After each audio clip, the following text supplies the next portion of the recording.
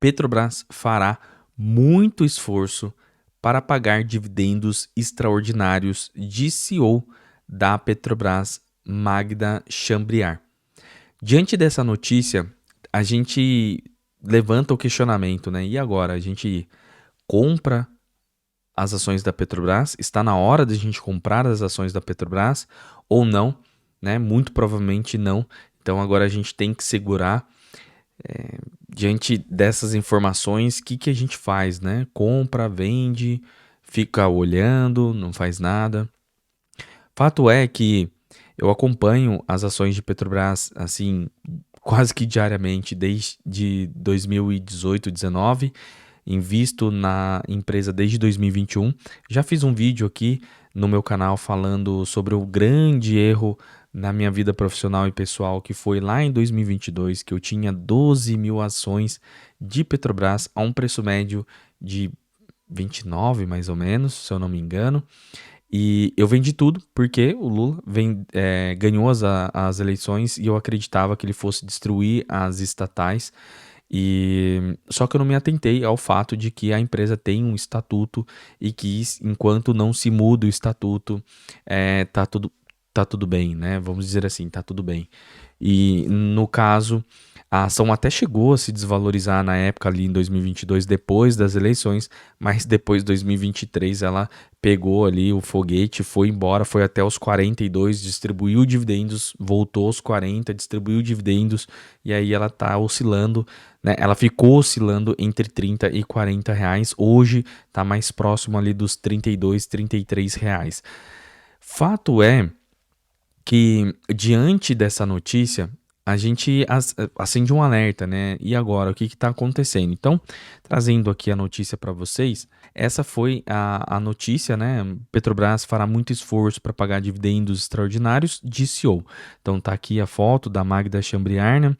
A Petrobras fará muito esforço para pagar dividendos extraordinários neste ano, mas vê o mercado de petróleo como fator importante para isso acontecer, afirmou nesta quarta-feira. Quanto a dividendos extraordinários, estou com o dedo cruzado. Aqui, assim, dedo cruzado é.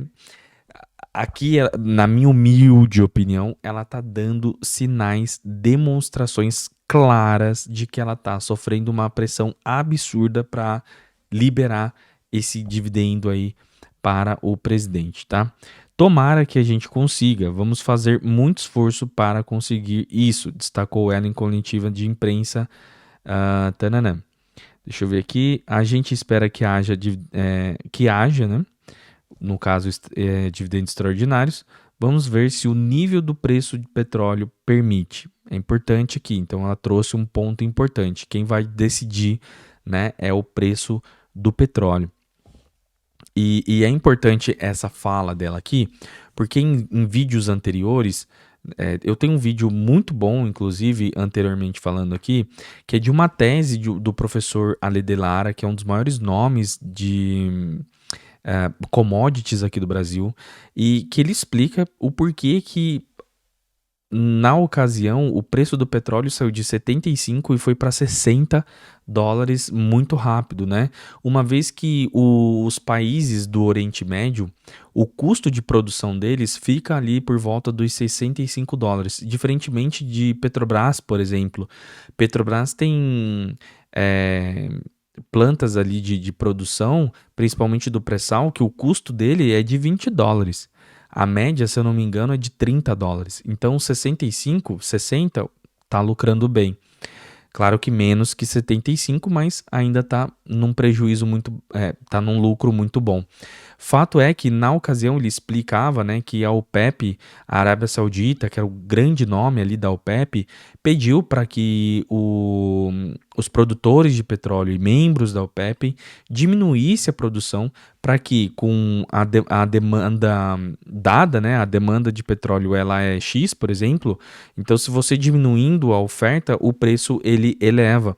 Mas no caso o Irã, o Iraque que eles continuaram produzindo, inclusive eles aumentaram a produção, e aí como uma forma de punir esses dois países que não estavam cumprindo com o acordo, a Arábia Saudita aumentou ainda mais a produção, baixando o preço do petróleo para 65, chegou ali por volta dos 60, e eu fiz um vídeo falando aqui que esse preço não ia se manter por muito tempo, porque a Arábia Saudita, se eu não me engano, o custo de produção dela está em 60 a 65 dólares.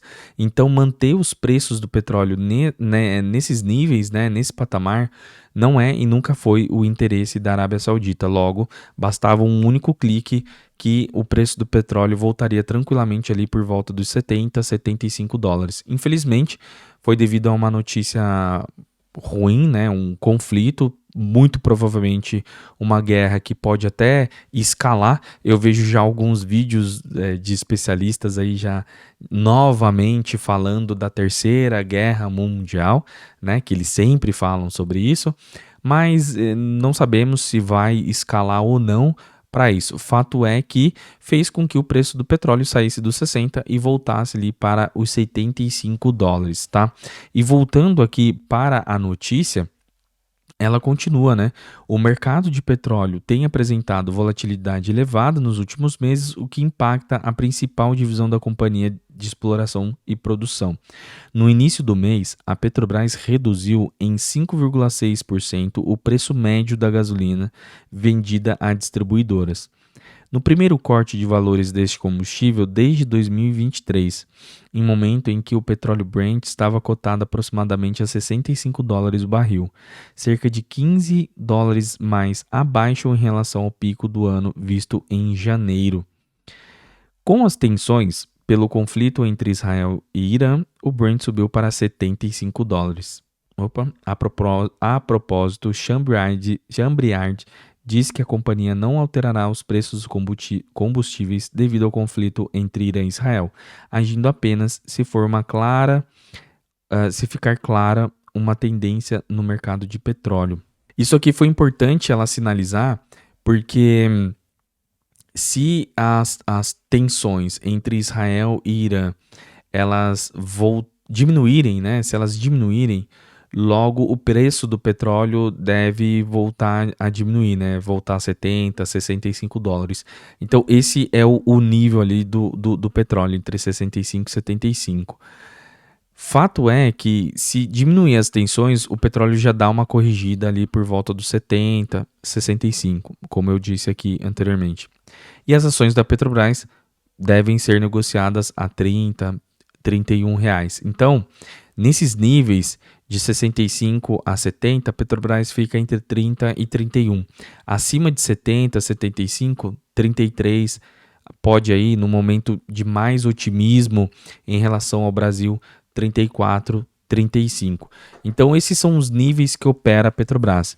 Se a gente olhar aqui os números da Petrobras, né, a gente aqui no Investidor 10, né, então o múltiplo dela é de 8, é um múltiplo considerado ali elevado, hoje ela fechou a 32,85, uma variação positiva nos últimos 2 meses de 3,81, nada demais ali, né? O P sobre VP eu já venho falando bastante que eu não olho no caso da Petrobras, porque não faz sentido nesse caso específico aqui.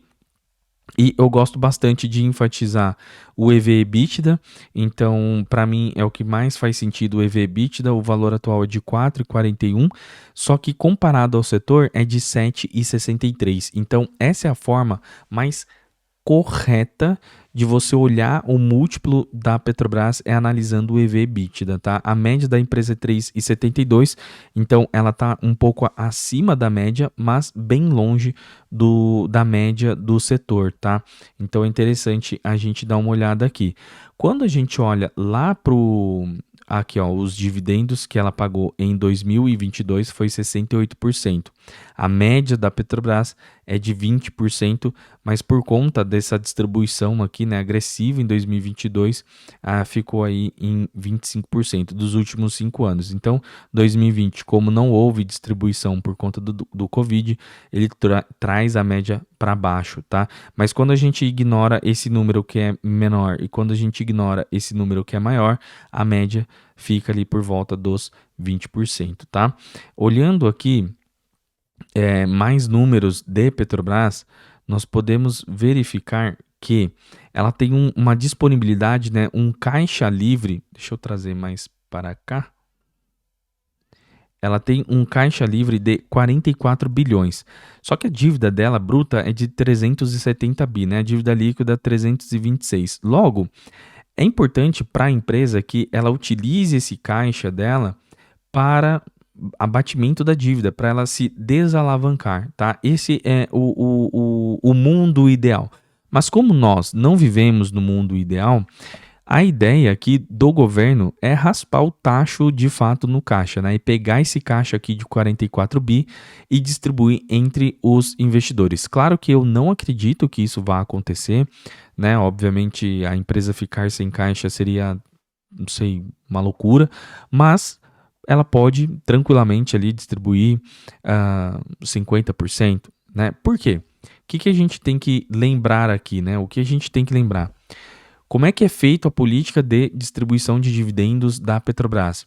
Ela tem o fluxo de caixa menos o capex, tudo que sobra é o fluxo de caixa livre, logo ela distribui 45% de dividendos.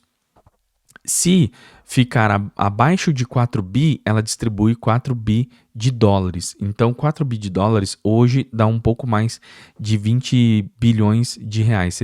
Deixa eu fazer uma conta rapidinho aqui. 4 vezes 5,5. Vamos jogar aqui, 22 bi.